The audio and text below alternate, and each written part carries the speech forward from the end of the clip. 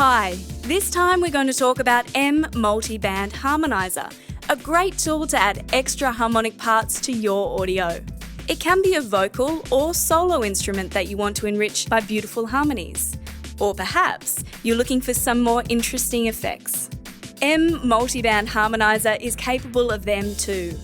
As many other plugins from Melda Production, this one comes in a multiband fashion, which means that different parts of a spectrum can be processed by different ways, including different algorithms for a voice creation or even harmonies dissimilar to each other. I'll base the main part of this tutorial on a single band mode. However, you can apply these tricks to any band individually if you want to. To use multiband harmonizer, simply insert it into an audio channel. The channel can either be mono or stereo, as the plugin works equally well with both types of signals. Right from the start, we see a traditional Melda Productions clear interface with active presets on the left and 3 to 4 correspondent controllers in the middle. I would recommend to spend some time here, as these presets can be a strong starting point on your journey. For example, I can easily transform this synth part into a bass line by selecting one of the Octava presets.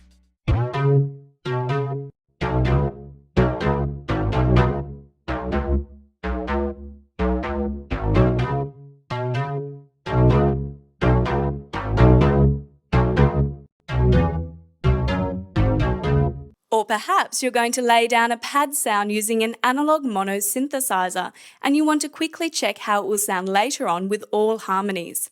To do that, try the Extreme Harmony presets.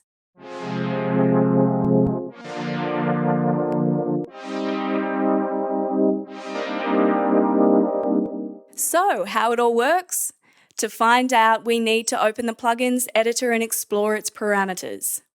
At the top, we find a crossover. This is where you add and delete new bands, shift crossover frequencies, change band input levels, etc.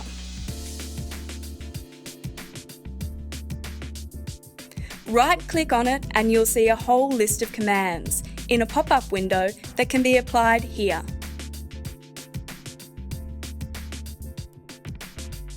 To the right from the crossover, we can see peak level meters. Their number follows the number of bands. Dry, wet, input and output gain controllers speak for themselves. 0 and 100% buttons allow you to quickly check dry only and wet only signals of multiband harmonizer respectively. It's useful if the dry-wet slider is situated somewhere in between those extreme values and you want to keep it there. The auto button evens out the output and input levels by means of setting the output gain parameter. To get that, play the audio through and click on the button. The plugin quickly calculates the difference between the levels and sets the adequate output gain. It's a handy feature to get a more truthful dry-wet comparison because the signal processing can substantially change a perceived loudness. Let's continue our tour and move into the band panel. This is where the creativity begins. From now on, I'll talk about controllers specific to a single band.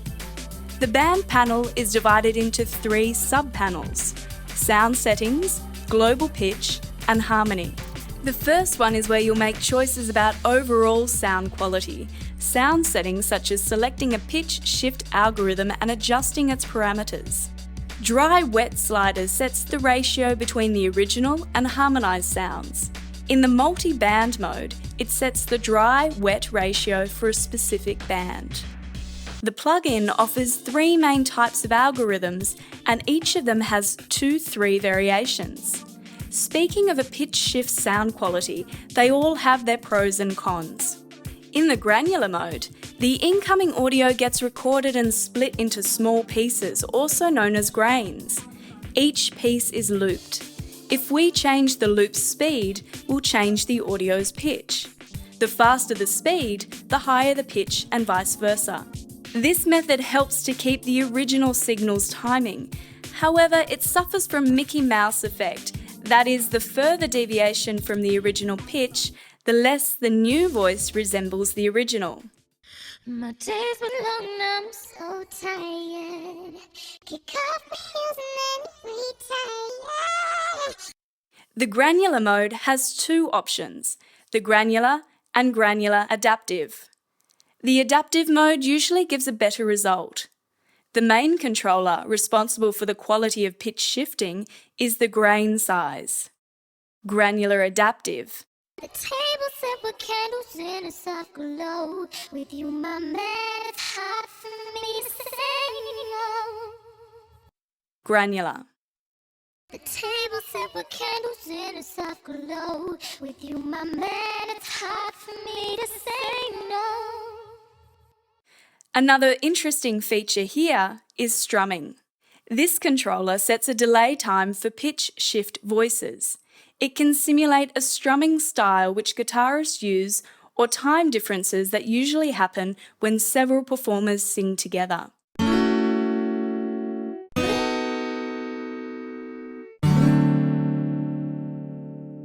Two more things to mention are the granular mode introduces a latency and it works the best with solo sources. You've probably noticed that the new harmonic voices we hear don't follow notes we see on the keyboard in the harmony subpanel. It's because notes we press in the granular mode aren't the actual notes but intervals. Let's have a closer look. The keyboard consists of 5 octaves called -2, -1, 0, 1 and 2. The note CO corresponds to the original pitch. That is, when the note is pressed, multiband harmonizer does nothing to the original pitch of an input signal, though the signal still goes through the pitch shift algorithm. So when we press any but CO note, we determine the interval between the original and a new voice. That means to build harmonies for the original melody, we must always stay in C key.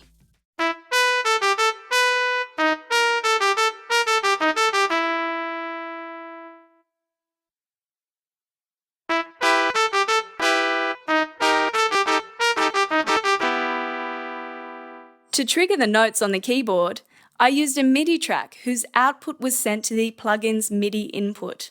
As an option, you may use multiband harmonizer to generate only the harmonic parts and let the original signal bypass the plugin. To do that, mute CO note in your MIDI sequencer and set the band's dry-wet parameter in the middle.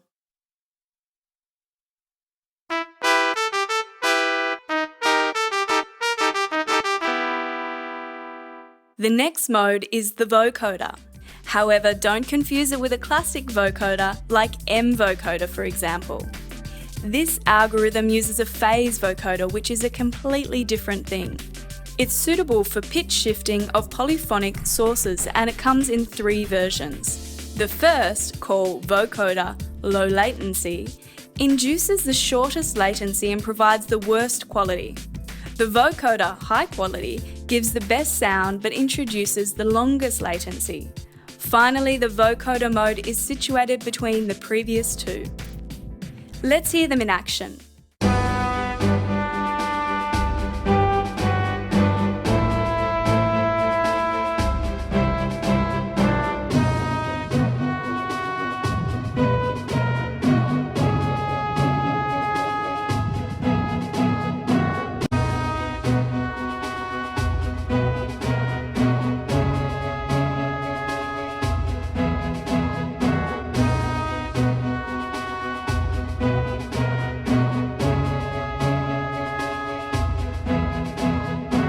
As you can see, a polypitch shifting isn't such an easy task. Note that grain size and strumming are inaccessible in vocoder mode.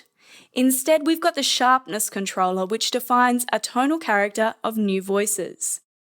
2 other sliders we've got access to are Keep Formants and Formants Shift.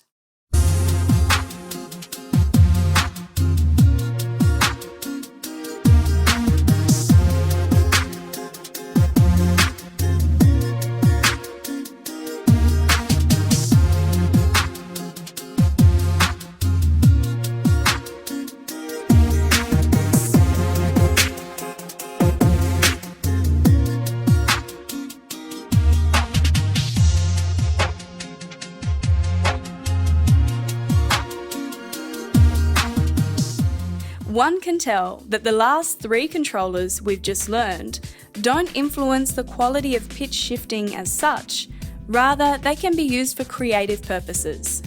In this mode, the keyboard works as it does in the granular mode.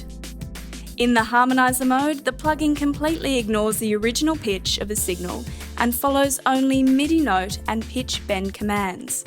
In order to do that, multiband harmonizer must first detect the original pitch and then cancel it off. Because of that, this algorithm doesn't work well with non-pitch sounds like syllabants or drums, for example. Have you changed the locks? Can I still turn the key? This ain't the way I pictured us to be, baby. Have you changed the locks? Can I still turn the key? This ain't the way I pictured us to be, baby. The tune parameter sets how accurately the plugins follow the MIDI commands. At 100%, the pitch shift exactly corresponds to a MIDI note, whereas at 0%, it can be out of tune as much as the original voice was. In the harmonizer mode, CO on the keyboard corresponds to a middle C on a MIDI keyboard, and in contrast to the granular and vocoder modes, here each pressed note generates its actual pitch. In order to shift an entire melody's pitch upwards or downwards, use the global pitch subpanel. You can change the pitch in octaves.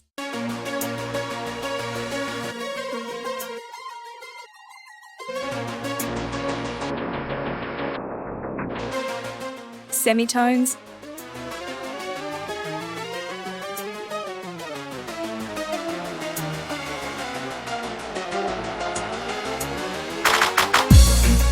and cents.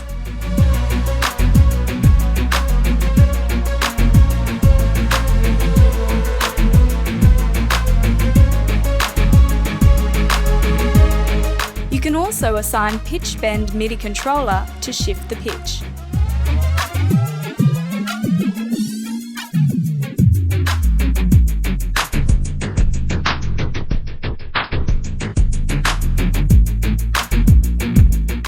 The width defines a relative detuning between the left and right channels. Small values work great on mono sources. It sounds like a doubling effect, which is frequently used in a studio to achieve a rich and wide sound. Have you changed the locks? Can I still turn the key? The same way I pictured us to be, baby. Have you told your boys or hollered to your friends?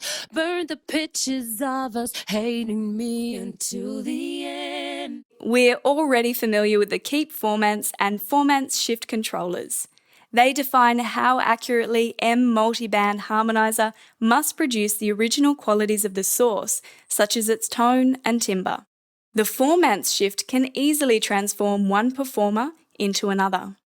Have you changed the locks? Can I still turn the key? This ain't the way I pictured us to be, baby. Have you told your boys or hollered to your friends? Burned the pictures of us hating me until the end. Baby, no, don't let go. Trust in me, I won't leave. The last subpanel we need to examine is the harmony. This is where you get a visual feedback about current notes and intervals that multiband harmonizer produces. You can also use this panel to record notes as VST automation. The reset button brings the keyboard back to its initial one key pressed condition. By default, the plugin uses note on/off MIDI commands to trigger harmony voices. That is, you hear a new voice as long as a note is pressed down.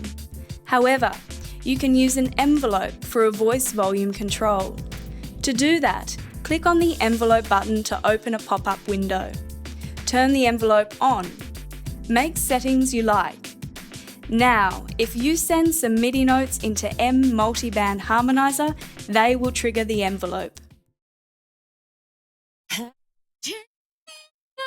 Can't You can even go deeper and start shaping the envelope utilising the power of Melda Productions' Curve Editor.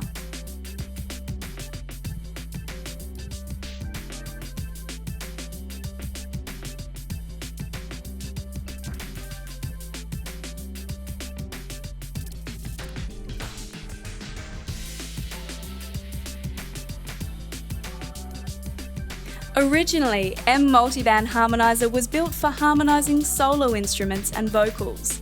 However, nothing should stop you from applying this effect to drums, basses, polyphonic sources, and so on.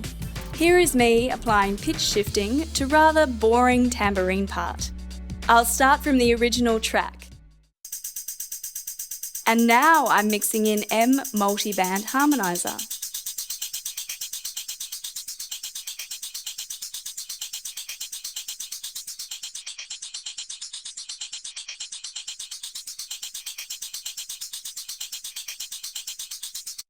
So, what I did? First, I used C-1 as a bass note. Second, I applied a step sequencer to the Keep Formants controller as a modulator. Finally, I recorded VST automation to control the formant shift.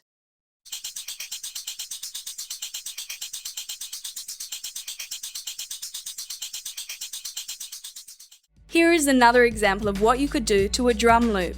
This time, I'll go multi-band. My plan is to add a sub bass to a kick drum and to make a clap more interesting by some modulation. I've determined 4 parts of the drum loop spectrum that I need to work on. The first one is a sub bass. The third part is where the most of the clap's energy is located. The second and fourth one I set to dry as I'm happy with them. It's necessary to note, to allow the dry sound to come through a band, we must use the band's dry-wet controller, not the crossover bypass buttons. And the reason is a latency multiband harmonizer introduces. So, when we use a band's dry-wet parameter, the latency is compensated and both dry and wet signals come out at the same time. But if we use the crossover bypass button, the dry signals will come out earlier than the wet ones. The plugin's main dry-wet controller is not latency compensated. Back to the fun part. In the first band, I pressed C-1 to generate the sub bass, and I mixed it with the original signal by setting the dry-wet slider.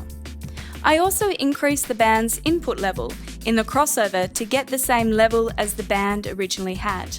The band 2 is set to the dry signal. The most interesting things are happening in band 3. First I pressed C0 and G1 to get the pitch I wanted. Next I used a step sequencer to modulate the sharpness parameter.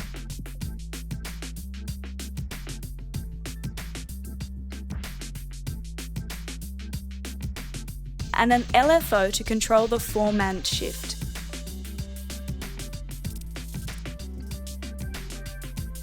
Lastly, I set the dry-wet slider to my liking. The fourth band is set to the dry again, and here's how it sounds.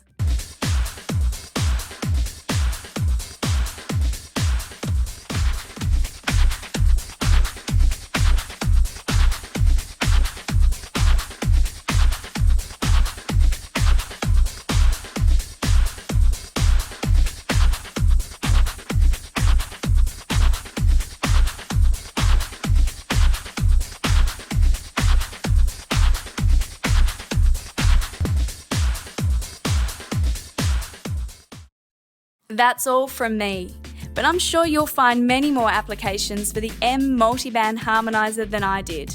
Thank you for watching and happy harmonizing!